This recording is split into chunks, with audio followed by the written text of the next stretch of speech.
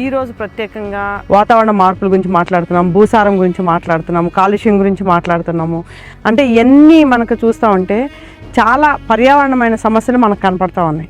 మన భూముల గురించి మాట్లాడాలని అనుకుంటున్నా. భూములు మన ఏమైపోతున్నాయి అంటే ఈ రోజులల్లా మనం చేసే పెంట ఎరువులు మొత్తం మానేసుకొని కెమికల్కి ఎగబడి ఆ భూమి అనంగా మొత్తం మందులేసి సౌడు తేలిపోతున్నది, భూమి వేస్ట్ అయిపోతున్నది. మనము ప్రతి ఒక్క కట్టెని తీసుకుపోయి పొయ్యిలో పెట్టి బొగ్గు బూడిది చేసి అన్ని రకాల ఎరువులు తయారు చేసుకొని పెంట ఎరువు ఉండవేసి భూములు వేసేటోళ్ళం వెనకటి. ఇప్పుడు మొత్తానికి బంద్ చేసినాం. ఎందుకంటే గ్యాస్ వచ్చింది, స్టవ్లు వచ్చినాయి, వాటి మీద వంటలు చేస్తున్నారు. బూడిది లేదు, బొగ్గు లేదు, పెంట లేదు. ఇవన్నీ లేక ప్లాస్టిక్ గుండపోయి కాల్చేసి భూములన్నీ నష్టం అయిపోతున్నాయి.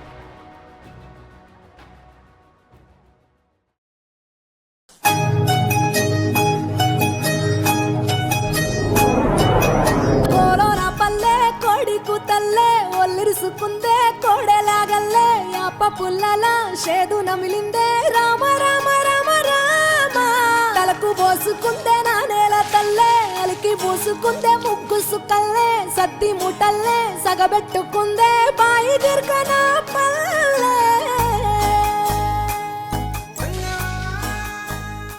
బొగ్గు ఎరువు అనేది మనము పత్తి కట్ట ఏదైతే ఉందో దాన్ని పైరాలసిస్ పద్ధతిలో కాల్చి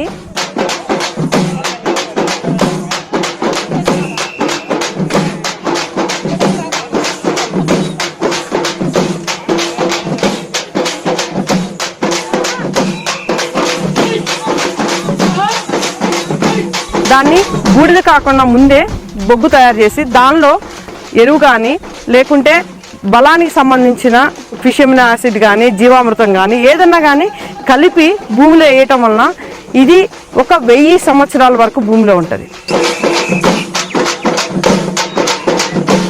బొగ్గు ఎలా పనిచేస్తుంటే పదుల్ని పట్టుకునే గుణం కూడా ఉంది, కరువును తట్టుకునే గుణం కూడా బయోచార భూముల్లో ఉంది.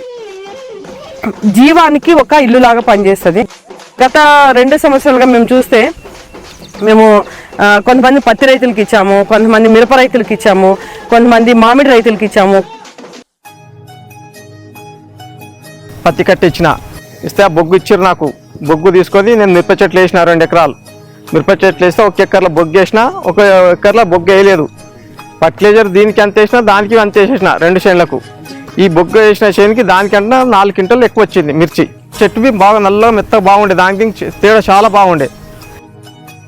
బొగ్గు వేస్తాం కరెక్టే, కానీ అందరం ఏం చేస్తామంటే ఎప్పుడైనా డిఏపి యూరియా వేస్తాం. డిఏపి యూరియా వేసినప్పుడు వర్షం ఎక్కువైనప్పుడు డిఏపి యూరియా ఏమవుతుంది, మొత్తం నీళ్ళలో కలిసి నీళ్ళ నుంచి వెళ్ళిపోతుంది. కాబట్టి ఈ బొగ్గు వేయడం వల్ల డిఏపి యూరియా వేస్తే కూడా బొగ్గు నిల్వ ఉంచుకొని దంటుకు ఎప్పుడు అవసరమైతే అప్పుడు స్టాక్ అందిస్తుంది. ఇది బయోసార్ ఎరువు నల్ల బంగారం. ఈ నల్ల బంగారము మాకు చాలా ఉన్నదంటే ఎకరకు సరిపోయేటట్లే మాలాస్ ఉన్నదంటేనేమో ఇట్లా గంపలలో ఇట్లా చల్లుతాం.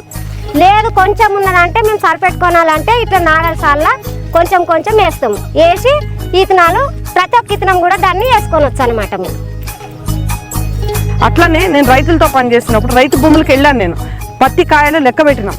మామూలుగా పత్తి వేసినప్పుడు వేసిన బయోచార్ వేసిన నల్ల బంగారం వేసిన పత్తిలో 43 నుంచి 47 కాయలు వచ్చినాయి. అదే పత్తి బయోచార్ ఏని భూమిలో అదే భూమిలో చూస్తే దాంట్లో 30 నుంచి 32 వచ్చినాయి.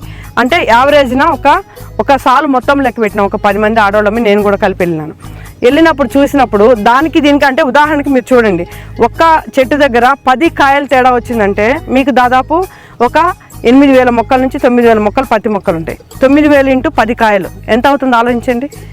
అంత పత్తి అంత దిగుబడి ఉత్పత్తి చేయడానికి అవకాశం ఉంది. అమ్మేసింది చాలా సంతోషం మాకు. మీరు కూడా వేసుకొని చూడండి, మేము చెప్పిన దానికన్నా మీకు కూడా అర్థమవుతుంది. అన్నం ఎట్లిచ్చినామో అన్నం పత్తి కట్టి అసలు కాలబెట్టకూడదు. కాలబెట్టినట్లు వాళ్ళకు పత్తి కట్టి ఇచ్చి మనం బొగ్గు తీసుకున్నాం అనుకో, మనకు చెడుల్లో ఎరువు వేసేదానికన్నా మంచి లాభపడతాము. అస్సలు ఒక్క కట్టెవి ఇంత గాలి పెట్టుకుని ఒకరికొకరు చెప్పుకొని అందరు ఎవరు గాలి పెట్టినట్లు వాళ్ళకి ఇచ్చి మనం బొగ్గు తీసుకొని వేసినామంటే పంట మంచి అవుతుంది. అందరం ఇదే చేసుకున్నాం, ఇట్లా పని చేసుకోవడం మంచిగా ఉంటుంది. కూడా అంతా బాగుంటుంది. అందరికీ నమస్కారం. ఈ ప్రాజెక్టుకి సహకరించిన అందరి గ్రామాల రైతులందరికీ ఇప్పుడు 15 గ్రామాలని చెప్పాను కదా, కంబాలపల్లి, నర్సాపూర్, జరసంగం, బొప్పనపల్లి, కక్కరవాడ, మేదపల్లి, దేవరంపల్లి, సింగీతం, బిడకన్య, ఈ గ్రామాల వాళ్ళందరూ మాకు సహకరించారు. వాళ్ళందరూ కూడా అరణ్య శాశ్వత వ్యవసాయ సంస్థ తరఫు నుంచి, అట్లనే వియాక్ సంస్థ తరఫు నుంచి కృతజ్ఞతలు తెలియజేస్తున్నాము, నమస్కారాలు తెలియజేస్తున్నాము. ఇది ఒక బొగ్గు అంటే ఒక బంగారం అనుకోవాలి.